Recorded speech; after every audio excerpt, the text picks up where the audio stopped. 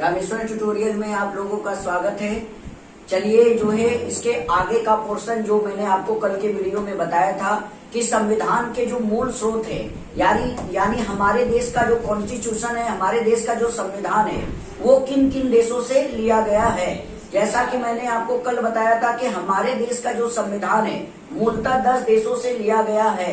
अब देखिए कहीं कहीं किताबों में ये भी दिया रहता है कि हमारे देश का संविधान मूलतः 9 देशों से लिया गया है, लेकिन उनमें क्या होता है, फ्रांस जो एक देश है उस देश को वो शामिल नहीं करता है। तो अगर फ्रांस देश को अगर शामिल किया जाए तो कुल 10 देशों से हमारा देश का संविधान लिया गया है।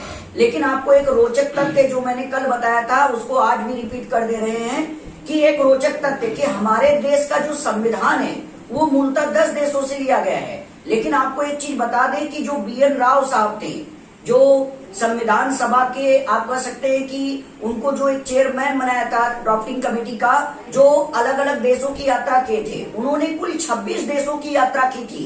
वो देखिए नॉर्वे, स्विट्जरलैंड, स्वीडन जैसे देशों की यात्रा की थी। अब एक चीज देखिए, अनुच्छेद का प्रावधान कहेंगे, भाग का प्रावधान कहेंगे, अनुसूची का प्रावधान कहेंगे, संविधान संशोधन कहेंगे, लोकतंत्र कहेंगे, गणतंत्र कहेंगे।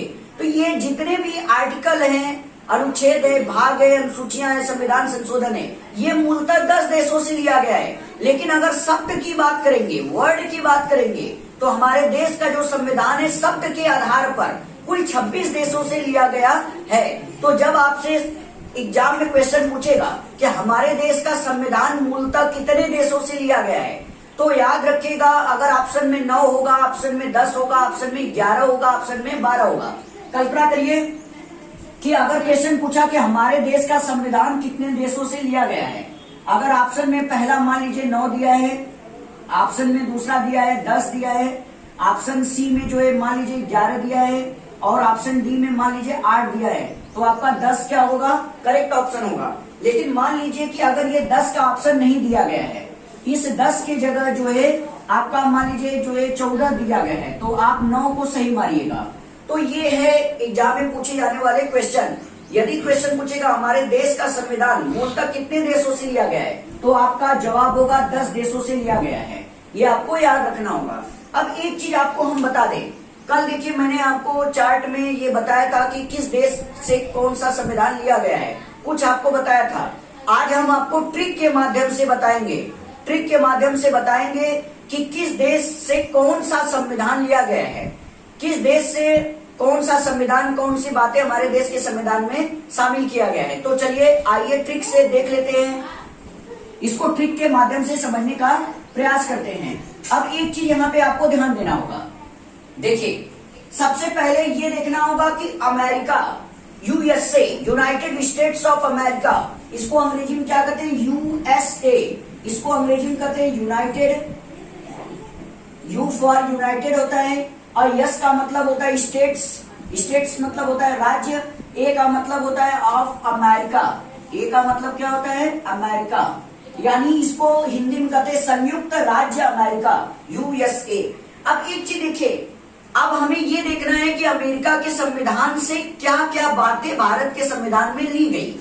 अब एक चीज ये बताइए, आपको पता है आज के समय में दुनिया का सबसे पावरफुल कंट्री, दुनिया का सबसे शक्तिशाली देश, जो सबसे बड़ा जो है शक्तिशाली ताकतवर देश है, वो देश है आपका अमेरिका। तो आपको पता है कि अमेरिका इस नाते क्या हुआ, बॉस हुआ, BOSS, बॉस। और आपको पता है पूरे देश का बॉस कौन है, मालिक कौन है, बॉस मतलब मालिक, पूरे देश का बॉस मालिक आपका अमेरिका है। और आपने देखा होगा कि अमेरिका ऐसा देश है जो सब पर हुक्म चलाता है, सब पर अपना अधिकार जमाए रखता है, सब पर अपना हक जमाए रहता है। अमेरिका एकमात्र ऐसा देश है जो लगभग सभी देशों पर अपना अधिकार जमाए रखता है। आपने देखा होगा कि अमेरिका देश कभी सीरिया, कभी इराक, कभी अफगानिस्तान, तो कभी आपने देखा होगा कि कुछ मामलों में भारत और पाकिस्तान को, और यहाँ तक कि देखें रूस जैसे देश को भी वो क्या होता है, धमकी देता रहता है, प्रतिबंध की धमकी देता रहता है। तो इस तरीके से हम देख सकते हैं कि अमेरिका दुनिया का सबसे शक्तिशाली देश है, पावरफुल कंट्री है, इस नाते वो दुनिया का बॉस है यानी मालिक है। और आपको पता है कि जो अमेरिका है ये बॉस मालिक है, और आपको पता है कि मालिक क्या होता है, वो सब पर अपना अधिकार जमाए बैठता है, सब पर अपना हक जमाए बैठता है।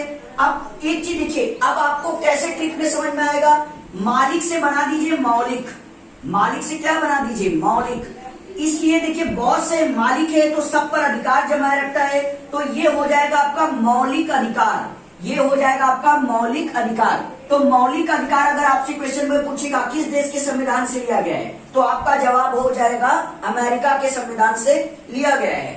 अब देखिए इस ट्रिक को अच्छे से समझ लीजिए, क्यों? क्योंकि आपको पता है अमेरिका दुनिया का सबसे शक्तिशाली देश है, सबसे शक्तिशाली होने के कारण वो बॉस है, हर देशों का मालिक है।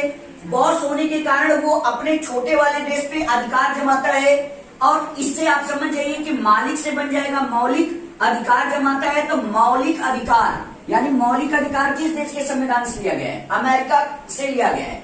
आपने एक चीज और भी देखा होगा कि अमेरिका ये चाहता है कि मुझसे बड़ा देश, मुझसे शक्तिशाली देश, पावर के मामले में कोई अन्य देश ना होने पाए, इसलिए वो अन्य देशों से क्या होता है, ईर्ष्या करता रहता है।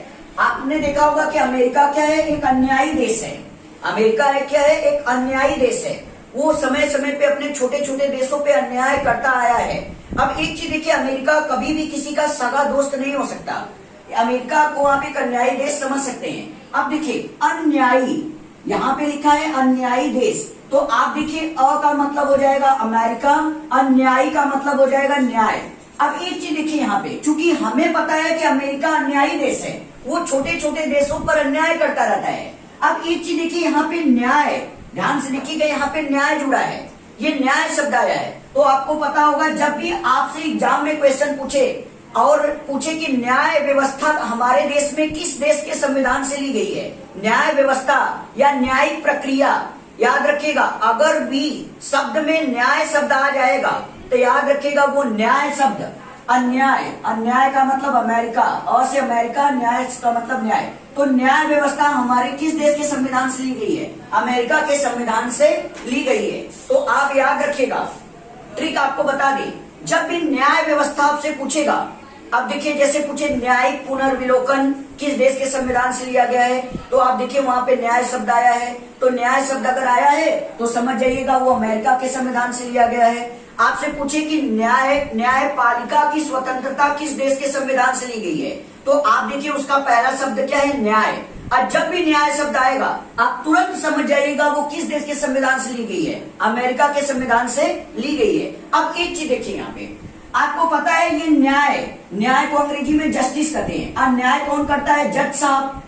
अगर माइंड से सोचिए कि न्याय कौन करता है, जज साहब करते हैं, यानी जस्टिस जो न्यायमूर्ति होते हैं वो करते हैं। और आपको पता है जज साहब कहाँ बैठते हैं, सुप्रीम कोर्ट में बैठते हैं, सर्वोच्च न्यायालय में बैठते हैं, और हाई कोर्ट उच्च न्यायालय में बैठते हैं। तो एक चीज आप याद रखिएगा, अब देखिए अभी मैंने आपको बताया कि न्याय व्यवस्था अगर पूछेगा तो हमेशा आप याद रखिएगा इस ट्रिक के द्वारा अन्यायी देश है। तो अन्यायी देश कौन है, अमेरिका।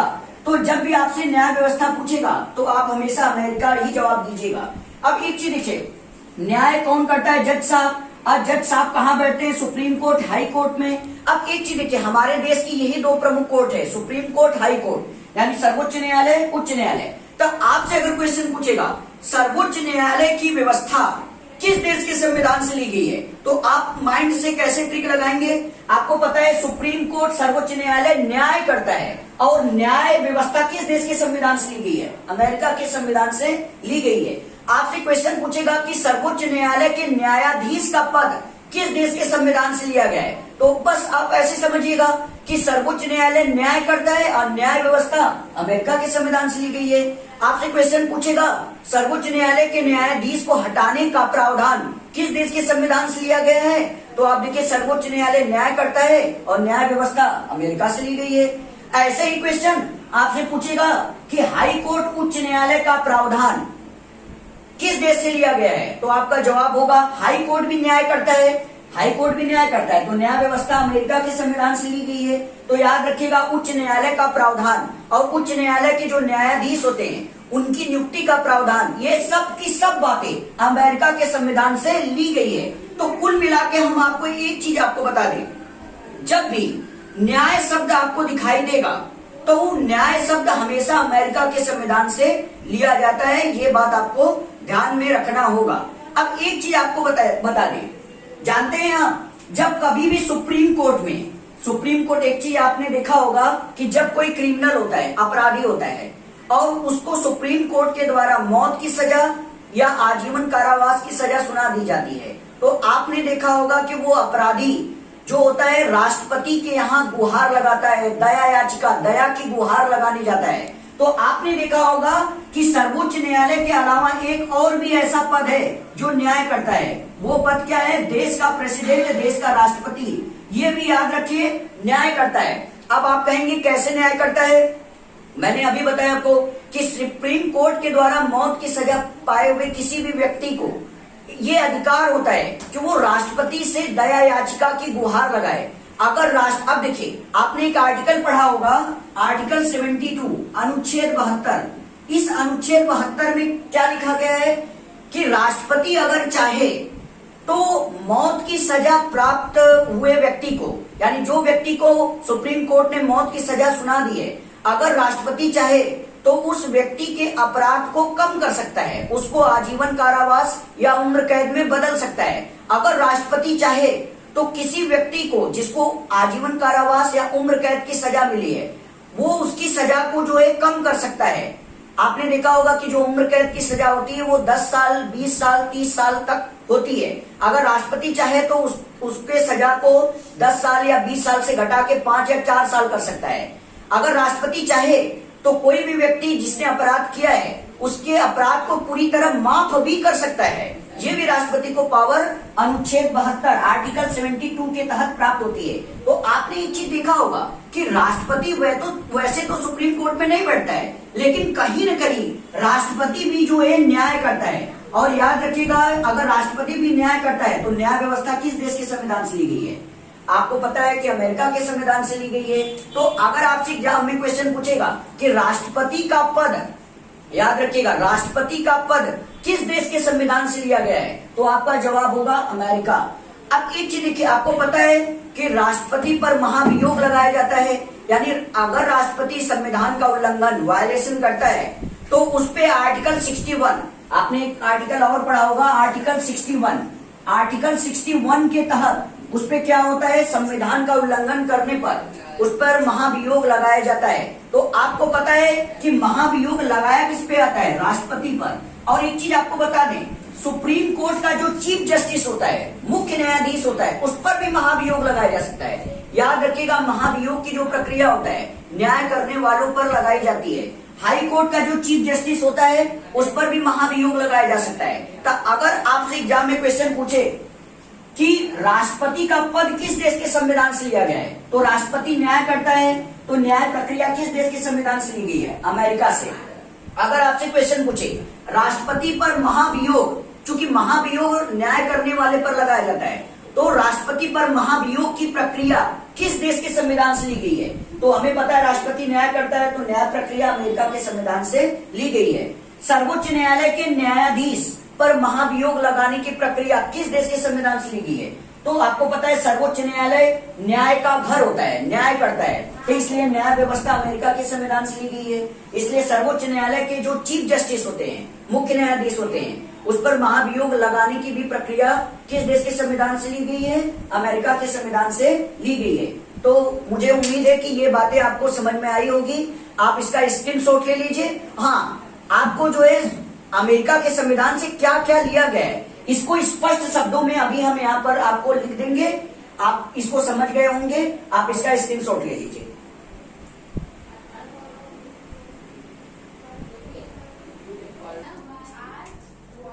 चलिए, जैसा कि मैंने अभी आपको बताया कि अमेरिका के विषय में मैंने आपको बताया कि हमारे देश के संविधान में क्या क्या बातें अमेरिका के संविधान से ली गई है। इसके लिए मैंने आपको ट्रिक के माध्यम से समझाने का प्रयास किया जो है। अब एक चीज हमें यहाँ पे ध्यान देना होगा, जो मैंने अभी इसके पहले आपको ट्रिक के माध्यम से बताया उसको मैंने यहाँ पर जो है लिख लिया है। आप इसका स्क्रीनशॉट ले लीजिएगा। लेकिन हाँ, एक चीज मैं आपको बता दूं यहाँ पर कि एक चीज याद रखिएगा, न्याय व्यवस्था जो होती है, जब भी न्याय शब्द आ जाएगा तब हमेशा आप समझ जाइएगा वो अमेरिका के संविधान से लिया गया है। अब एक चीज देखिए यहाँ पे, जैसे इस शब्द को देखिए, न्यायिक पुनरावलोकन, अब देखिए ये वाला शब्द है न्यायिक पुनरावलोकन, इसको न्यायिक प्रक्रिया भी लिख सकता है, न्यायिक पुनर्विलोकन भी लिख सकता है, न्यायिक व्यवस्था भी लिख सकता है, कुछ भी लिख सकता है। लेकिन आप एक चीज नोटिस करेंगे कि इसका पहला शब्द देखिए क्या है, न्याय है, इसका भी देखिए पहला शब्द न्याय है। तो जब भी शब्द में आपको न्याय शब्द मिल जाएगा तो आप समझ जाइएगा वो अमेरिका के संविधान से लिया गया है। अब एक चीज देखिए यहाँ पे, अब देखिए न्याय शब्द देखिए यहाँ पर है, न्यायपालिका की स्वतंत्रता, ये किस देश के संविधान से ली गई है, अमेरिका के संविधान से ली गई है। क्यों? क्योंकि इसमें देखिए पहला शब्द क्या है, न्याय है, और न्याय व्यवस्था किस देश के संविधान से ली गई है, अमेरिका के संविधान से। अब एक चीज देखिए, आपको मैंने ट्रिक में अभी बताया कि न्याय हमारे देश में कौन करता है, जज साहब करते हैं। और जज साहब कहाँ बैठते हैं, कोर्ट यानी अदालत में बैठते हैं। हमारे देश में दो प्रमुख कोर्ट कौन सी है, सर्वोच्च न्यायालय यानी सुप्रीम कोर्ट और एक उच्च न्यायालय यानी हाई कोर्ट है। तो सर्वोच्च न्यायालय की जो व्यवस्था है यानी उच्चतम न्यायालय की जो व्यवस्था है, उच्चतम न्यायालय के जो चीफ जस्टिस हैं यानी मुख्य न्यायाधीश हैं या न्यायाधीश हैं, उनकी चुने जाने की जो योग्यता है, उनकी चुने जाने की जो प्रक्रिया है, चाहे उच्च न्यायालय के न्यायाधीश हो चाहे मुख्य न्यायाधीश हो, उनके चुने जाने की जो योग्यता है, चूंकि आपको पता है सर्वोच्च न्यायालय हो चाहे उच्च न्यायालय हो, आपको पता हो सर्वोच्च न्यायालय हो चाहे उच्च न्यायालय हो, ये दोनों के दोनों क्या करते हैं, न्याय करते हैं। और न्याय व्यवस्था कहाँ से ली गई है, अमेरिका के संविधान से। तो आप बस कुल मिला जुला के हम आपको बता दें कि जहां जहां भी आपको न्याय शब्द मिलेगा आप समझ जाइएगा वो क्या है, अमेरिका के संविधान से ली गई है। अब देखिए राष्ट्रपति पर महाभियोग, अब एक चीज आप ध्यान दीजिएगा, महाभियोग क्या होता है, ये एक बहुत बड़ा कॉन्सेप्ट होता है। मैं आपको आगे जब संविधान पढ़ाऊंगा अलग चैप्टर जो है महाभियोग इम्पीचमेंट के बारे में विस्तार से बताऊंगा। लेकिन एक चीज देखिए, महाभियोग को अभी शॉर्टकट में इतना समझ लेते हैं कि महाभियोग जो होता है वो मुख्यतः न्याय करने वालों पर लगाया जाता है। तो आप सोचेंगे कि राष्ट्रपति कैसे न्याय करता है, आपको बता दें अनुच्छेद 72 आर्टिकल 72 के तहत राष्ट्रपति भी क्या होता है, अंतिम रूप से न्याय करता है। तो कहीं न कहीं राष्ट्रपति भी न्याय व्यवस्था से जुड़ा होता है, और राष्ट्रपति अगर न्याय करता है तो न्याय व्यवस्था कहाँ से लिया गया है, अमेरिका के संविधान से लिया गया है। तो आप याद रखिएगा राष्ट्रपति पर महाभियोग भी अमेरिका के संविधान के तहत लगाया जाता है। आपको एक चीज और भी बता दें, यहाँ पे ये जो सर्वोच्च न्यायालय के न्यायाधीश होते हैं, चाहे मुख्य न्यायाधीश हो चाहे जो है न्यायाधीश हो, उच्च न्यायालय के चाहे मुख्य न्यायाधीश हो चाहे न्यायाधीश हो, न्याय करने वाले पर मुख्यतः महाभियोग लगाया जाता है। तो अगर आपसे क्वेश्चन पूछता है कि सर्वोच्च न्यायालय के न्यायाधीश पर महाभियोग की प्रक्रिया किस देश के संविधान से ली गई है, तो आप हमेशा अमेरिका के संविधान से बताएंगे। उच्च न्यायालय के जो न्यायाधीश हैं या मुख्य न्यायाधीश हैं, उन पर भी महाभियोग लगाने की प्रक्रिया किस देश के संविधान से ली गई है, तो आप अमेरिका के संविधान ही बताएंगे। कुल मिला जुला करके मैंने आपको एक ट्रिक बताया कि न्याय व्यवस्था जो होती है वो हमेशा अमेरिका के संविधान से ली जाती है। अब देखिए इसका ट्रिक मैंने क्या बताया, मौलिक अधिकार का, चूंकि मैंने आपको बताया अमेरिका क्या है, सुपर पावर कंट्री है, देश का सबसे, पूरे विश्व का सबसे शक्तिशाली देश है, इसलिए बॉस है। अब बॉस जो होता है वो बॉस क्या होता है, हमेशा आपको पता है कि बॉस मालिक होता है। अब मालिक होने के कारण, बॉस होने के कारण वो सब देशों पे क्या है, अधिकार जमाता है। तो वो मालिक भी है और सब देशों पर अधिकार जमाता है, तब मालिक से बन जाएगा मौलिक अधिकार का मतलब अधिकार। तो मौलिक अधिकार किस देश के संविधान से लिया गया है, अमेरिका से। क्यों? क्योंकि अमेरिका क्या है, मौलिक से बन जाएगा मालिक, और अमेरिका पूरे देश का क्या है, बॉस है, मालिक है। तो ये जो है आप क्या करिए, जो है सबसे पहले आप इसको क्या करिए, इसका स्क्रीनशॉट ले लीजिए। चलिए अभी हमने पढ़ा जो है कि अमेरिका के संविधान से क्या क्या लिया गया है, ट्रिक से पढ़ा। अब चलिए इसके आगे देख लेते हैं कि ब्रिटेन के संविधान से क्या क्या लिया गया है। अब एक चीज देखिए, जैसा मैंने आपको बताया कि दुनिया का सर्वोच्च शक्तिशाली देश अमेरिका है, इसलिए अमेरिका क्या है, बॉस है। तो बॉस का मतलब होता है मालिक। अब बॉस होने के कारण, मालिक होने के कारण वो सब पर अधिकार जमाता है, तो मालिक से बन गया मौलिक, अधिकार का मतलब अधिकार। तो मौलिक अधिकार जो है अमेरिका के संविधान से लिया गया है। अब देखिए जैसे अमेरिका दुनिया का सबसे शक्तिशाली, सबसे ताकतवर देश है, बॉस है। अब ब्रिटेन के बारे में जान लेते हैं। अब एक चीज देखिए, ब्रिटेन को इंग्लैंड भी कहते हैं। अब एक चीज देखिए, यहाँ पर ब्रिटेन को, यहाँ पे मैंने विश्व लिखा है। अब देखिए मैंने विश्व क्यों कहा है, आपको पता है कि ब्रिटेन दुनिया का एकमात्र ऐसा देश है जो लगभग सभी जो बड़े देश हैं आज के, उन पर क्या है, कभी न कभी उनको अपना उपनिवेश यानी कॉलोनी बना करके रखा था। आज जो दुनिया का सबसे ताकतवर देश अमेरिका है, कभी वो भी ब्रिटेन का उपनिवेश हुआ करता था, कॉलोनी हुआ करता था। तो ब्रिटेन दुनिया का ऐसा देश है जो लगभग सभी बड़े देश पर अपना कब्जा, अपना एकाधिकार करके बैठा था, यानी हर देश को उसने अपना गुलाम बना करके रखा हुआ था। अब एक चीज देखिए, अब यहाँ पे ध्यान दीजिए, ब्रिटेन लगभग सभी देशों को अपना उपनिवेश बनाया था, लेकिन एक चीज आपको बता दें कि ब्रिटेन के लोगों का यानी इंग्लैंड के लोगों की एक खासियत थी कि वो क्या होता था कि जहां पर जिस देश को वो उपनिवेश बनाते थे, उस देश के लोगों को आपस में क्या करते थे, भिड़ाते और लड़ाते थे। उनकी एक ही नीति थी, फूट डालो और राज करो की नीति उनकी थी। आपने देखा कि भारत में भी ये लोग आए थे, अंग्रेज वाले लोग आए थे, तो इन्होंने भारत को 250 साल तक उपनिवेश बनाकर रखा था। तो भारत के लोगों में क्या है, दरार डालना, फूट डालना, लड़ाई करवाना, मनमुटाव पैदा करवाना, ये ब्रिटेन के लोगों का था। यहाँ के जो राजा महाराजा हुआ करते थे, उनको आपस में मिला करके ये फूट डालो और राज करो की नीति अपनाए थे। तो ये फूट डालो राज करो नीति और जो है देशों को लड़ाना और भिड़ाना, ये कोई न कोई व्यक्ति जिसके अंदर विष भरा होगा, जहर भरा होगा, वही ऐसा काम कर सकता है। आपने सुना होगा विष को गमही भाषा में, गांव की भाषा में विष कहा जाता है कि विष भरा हुआ है। अब एक चीज आप बताइए, ये विष को सामान्य भाषा में विष कहते हैं। विष आपको पता है, जो विष होता है ये नाक के अंदर भरा होता है। अब देखिए, विष को सामान्य भाषा में विष कहते हैं और विष नाक के अंदर भरा होता है, तो नाक से बन जाएगा नागरिकता।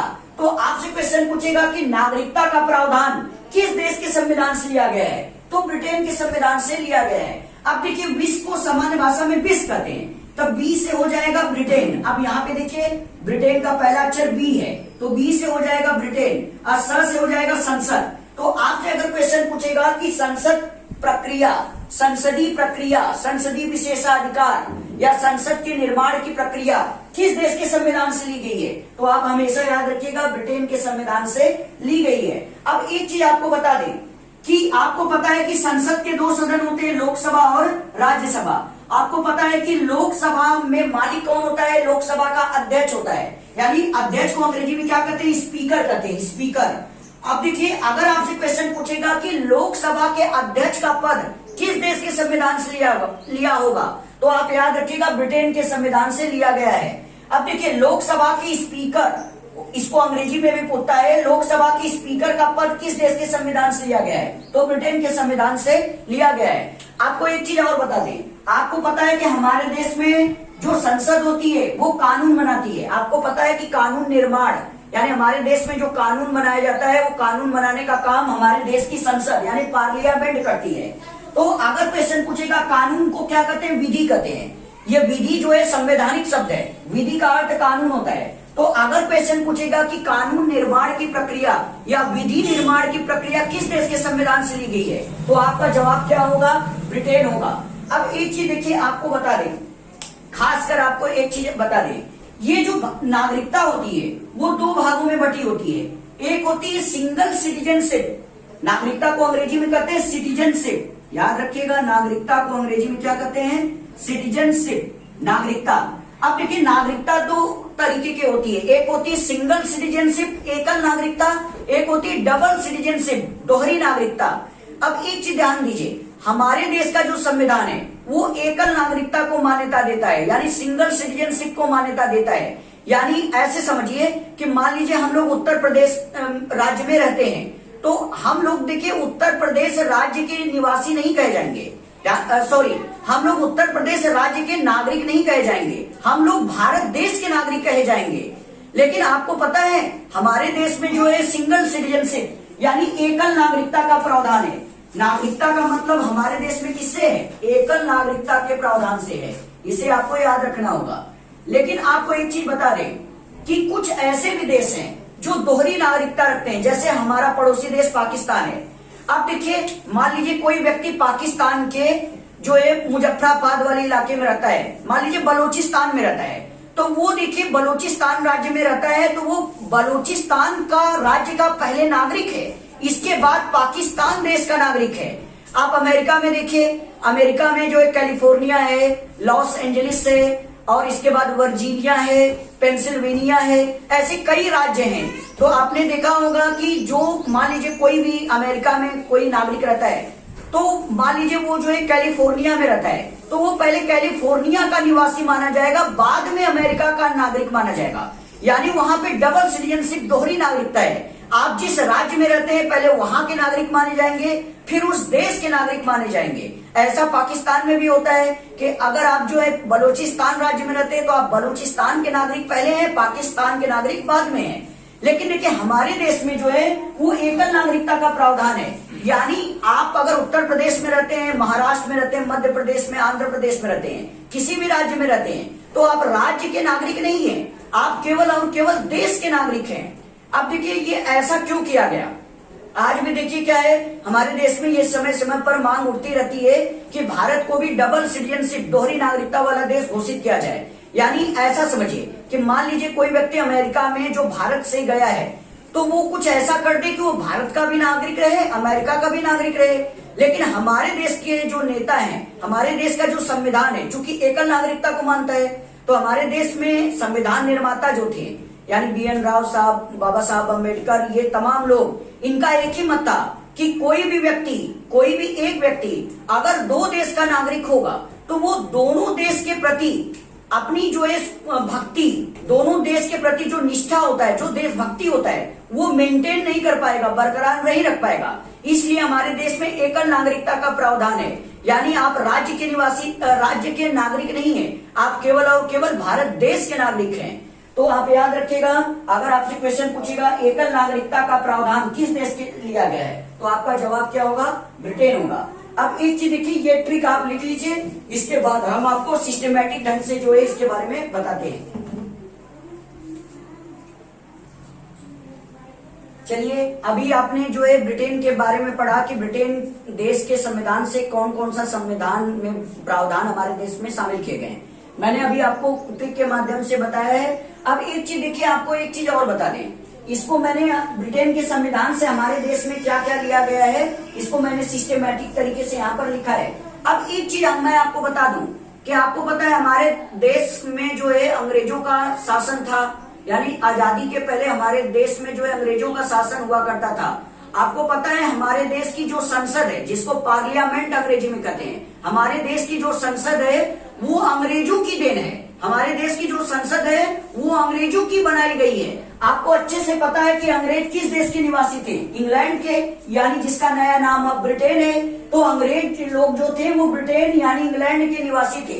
आपको अच्छे से बता दें कि ये जो हमारे देश का संसद है, जो पार्लियामेंट है, वो अंग्रेजों की देन है, यानी ब्रिटेन की देन है। तो आपको एक ट्रिक मैं बता दूं, बस आप इतना याद रखिएगा कि हमारे देश की जो संसद है यानी पार्लियामेंट है वो अंग्रेजों की देन है। अंग्रेज का मतलब वो ब्रिटेन की देन है, इंग्लैंड की देन है। तो जब भी आपसे क्वेश्चन में पूछेगा कि संसदीय शासन प्रणाली या संसदात्मक शासन व्यवस्था या संसदीय प्रक्रिया ये किस देश के संविधान से लिया गया है, तो आपका केवल एक जवाब होगा, ब्रिटेन यानी इंग्लैंड होगा। आपको चूंकि पता है कि संसद अंग्रेजों के द्वारा बनवाया गया था, पार्लियामेंट अंग्रेजों के द्वारा बनवाया गया था, तो जब भी आपको कहीं पर ये संसद शब्द मिलेगा, संसद शब्द मिलेगा, आप तुरंत समझ जाइएगा वो ब्रिटेन के संविधान से ली गई है। अब आपको एक चीज हमें पता है कि हमारे देश में कानून बनाने की शक्ति किसको है? हमारे देश की संसद को है। हमारे देश की जो संसद है वो कानून का निर्माण करती है। अब कानून को अंग्रेजी क्या कहते हैं? संवैधानिक भाषा में विधि कहते हैं। तो जब आपसे क्वेश्चन पूछेगा विधि निर्माण की प्रक्रिया यानी कानून के निर्माण की प्रक्रिया किस देश के संविधान से ली गई है, तो आपका एक ही जवाब होगा, ब्रिटेन, इंग्लैंड। कैसे? क्योंकि आपको पता है हमारे देश में कानून कौन बनाता है? देश की संसद बनाती है। और आपको अच्छे से पता है संसद किसके द्वारा बनवाया गया था? अंग्रेजों के द्वारा बनवाया गया था। आपको अच्छे से पता है कि ये जो अंग्रेज थे वो किस देश के निवासी थे? इंग्लैंड के निवासी थे, ब्रिटेन के निवासी थे। तो आप हमेशा याद रखिएगा, संसद के जितने भी हिस्से होंगे, संसद की जो भी बातें होंगे, वो सब के सब ब्रिटेन के संविधान से लिए गए हैं। तो आपने देखा कि कानून निर्माण यानी विधि निर्माण की प्रक्रिया ये ब्रिटेन के संविधान से ली गई है। क्योंकि विधि कानून जो होता है वो संसद बनाता है, संसद अंग्रेजों ने बनवाया है और अंग्रेज ब्रिटेन के निवासी थे, तो इसलिए कानून निर्माण की प्रक्रिया ब्रिटेन के संविधान से ली गई है। अब आपको पता है कि संसद के दो सदन होते हैं, लोकसभा और राज्यसभा। आपको पता है कि अगर आपसे क्वेश्चन पूछा कि लोकसभा के गठन का प्रावधान किस देश के संविधान से लिया गया है, तो आपका जवाब होगा ब्रिटेन यानी इंग्लैंड होगा।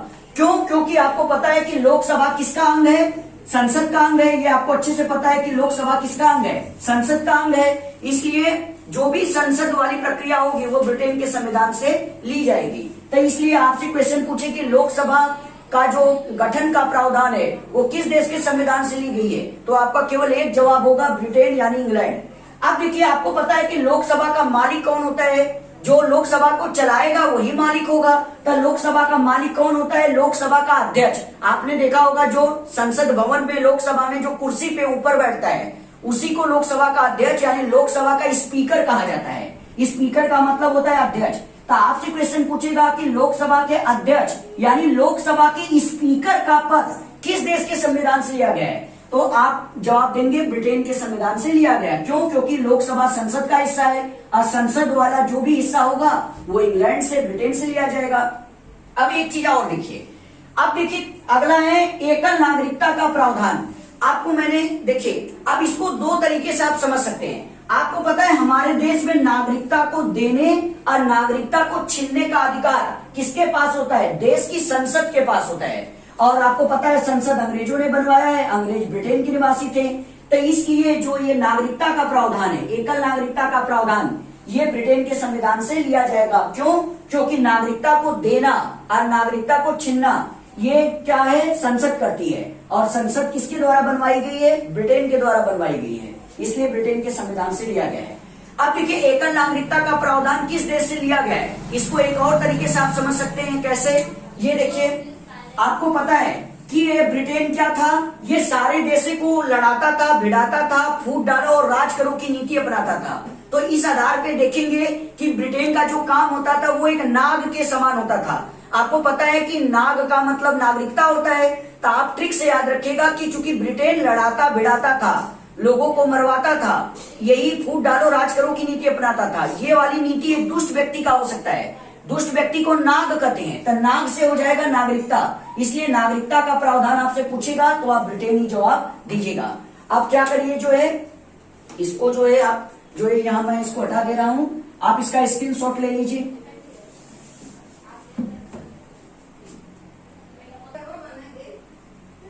चलिए इसके आगे देख लेते हैं। अगला देश देखिए साउथ अफ्रीका यानी दक्षिण अफ्रीका है।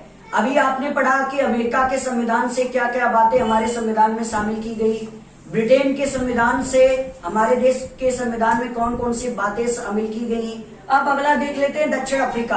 आपको पता है कि हमने एक आर्टिकल पढ़ा होगा, आर्टिकल 368 अनुच्छेद 368, जिसमें संविधान संशोधन की बात की गई है। हमारे देश में अब तक जितने भी संविधान संशोधन हुए हैं वो साउथ अफ्रीका, दक्षिण अफ्रीका के संविधान से हुए हैं। यानी अनुच्छेद 368 यानी आर्टिकल 368, यानी जो ये आपका आर्टिकल 368 अनुच्छेद 368 होता है, इसी के तहत क्या होता है? दक्षिण अफ्रीका के तहत इसी के तहत संविधान संशोधन किया जाता है।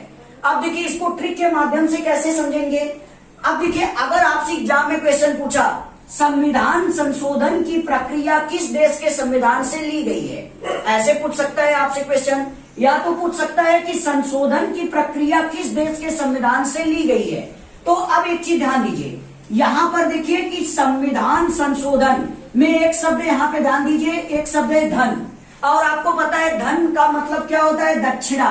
धन का मतलब क्या होता है? दक्षिणा। और दक्षिणा से क्या हो जाएगा? दक्षिण अफ्रीका। अब देखिए कैसे, क्योंकि ये देखिए धन का मतलब दक्षिणा होता है। जैसे पंडित जी होते हैं, आपके घर जाते हैं, कथा करवाते हैं या विवाह करवाते हैं तो उनको दक्षिणा चाहिए होती है। तो दक्षिणा का मतलब किससे होता है? धन से होता है। तो धन का मतलब दक्षिणा होता है। तो आपसे क्वेश्चन पूछेगा संविधान संशोधन, तो आपसे क्वेश्चन पूछेगा संशोधन की प्रक्रिया किस देश के संविधान से ली गई है। तो धन का मतलब होता है दक्षिणा और दक्षिणा का मतलब होता है दक्षिण अफ्रीका। यहाँ पे देखिए दक्षिण शब्द आया है। तो आपसे क्वेश्चन पूछेगा संविधान संशोधन की प्रक्रिया किस देश के संविधान से ली गई है, तो आप ऐसे ट्रिक लगा करके सोच लीजिएगा कि ये दक्षिण अफ्रीका के संविधान से लिया गया है। अब देखिए अगला है जर्मनी। अब देखिए जर्मनी से क्या लिया गया है। आपको पता है जर्मनी के संविधान से इमरजेंसी यानी आपातकाल का उपबंध, आपातकाल की प्रक्रिया। अब एक चीज देखिए यहाँ पे ध्यान से, देखिए यहाँ पर एक शब्द है आपात। आपात को अंग्रेजी में इमरजेंसी, इमरजेंसी पढ़िए चाहे इमरजेंसी कहते हैं। और आपको पता है इमरजेंसी का मतलब क्या होता है, संकट। इमरजेंसी का मतलब क्या होता है, संकट। अब देखिए आपात जो शब्द है ये संवैधानिक शब्द है, इसका मतलब नहीं समझ में आता। आपात का मतलब होता है संकट, मुसीबत। अब एक चीज देखिए, इसी को अंग्रेजी में क्या कहते हैं, इमरजेंसी। आपातकाल को अंग्रेजी में इमरजेंसी कहते हैं और सामान्य भाषा में आपात का मतलब क्या होता है, संकट। तो अब एक देखिए अब ट्रिक क्या बनेगी, आपात का मतलब होता है संकट। आपको पता है चाहे परिवार हो, चाहे समाज हो, चाहे देश हो। अब एक चीज देखिए, आप ही का परिवार है या हम लोगों का परिवार है, संकट कब छा जाता है, यानी हम लोगों पर मुसीबत संकट कब छाती है, जब हमारे घर से क्या होता है, पैसा समाप्त हो जाता है। हमारे घर से जो रुपया होता है वो क्या हो जाता है, खत्म हो जाता है। हमारे घर की जो मनी होती है वो क्या होती है, खत्म हो जाती है। तो उसी से क्या उत्पन्न हो जाता है, संकट उत्पन्न हो जाता है। ठीक उसी प्रकार जब देश में, याद रखिएगा, जब देश में आपात यानी संकट छा जाता है, तो संकट क्यों छाता है, संकट छाने का क्या कारण होता है। तो अब देखिए कारण ये होता है क्योंकि जो देश की मनी होती है, देश की जो मनी होती है वो जल जाती है। अब एक चीज देखिए, ये जल शब्द क्या है, आप इसको देहाती भाषा में, सामान्य भाषा में समझिए। अब देखिए जर्मनी को अगर गलत लिखा जाए तो जर्मनी ऐसे लिखा जाएगा। अब देखिए मनी माने होता है धन, रुपया, पैसा, और जल का मतलब होता है जल जाना यानी समाप्त हो जाना। तो आप सोचिए कोई भी देश है, अगर उसकी मनी जल जाएगी यानी समाप्त हो जाएगी, तो उस देश में क्या छा जाएगा, संकट छा जाएगा। और संकट का मतलब क्या होता है, आपात। तो याद रखिएगा जब भी आपसे क्वेश्चन पूछेगा आपातकाल की प्रक्रिया या आपातकाल शब्द किस देश के संविधान से लिया गया है, तो आप इसको कैसे याद करेंगे। आप ये शब्द देखिए आपात, आपात का मतलब क्या होता है, संकट। और किसी देश में संकट कब छाता है, जब उस देश की मनी क्या हो जाती है, जल जाती है। उस देश की मनी क्या होती है, समाप्त हो जाती है।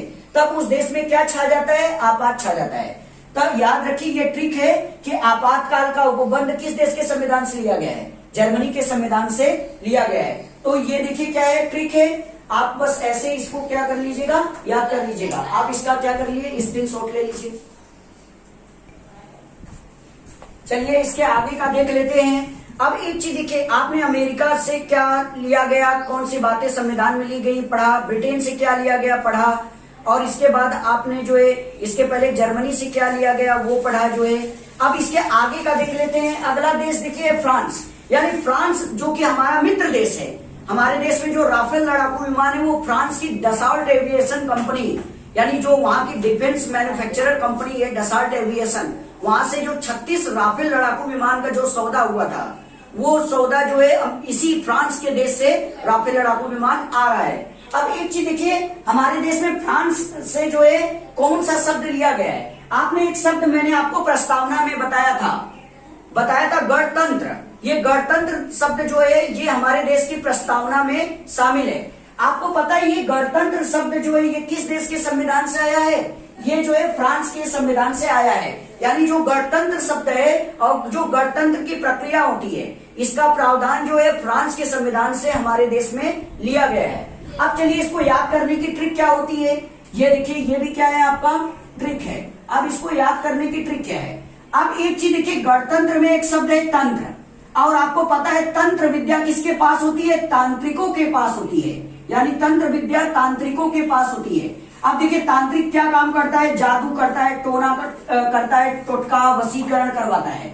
आपने पढ़ा होगा कि तांत्रिक जो होते हैं अच्छे भी होते हैं बुरे भी होते हैं। एक तांत्रिक वो होता है जो किसी व्यक्ति के ऊपर जो जादू होता है, टोना होता है, टुटका होता है, वशीकरण होता है, इसको दूर कर देता है। लेकिन आपने देखा होगा कि अक्सर जो तांत्रिक होते हैं वो क्या होते हैं कि जादू, टोना, टोटका, वशीकरण के माध्यम से आप उनके क्या है जंजाल में फंस जाएंगे।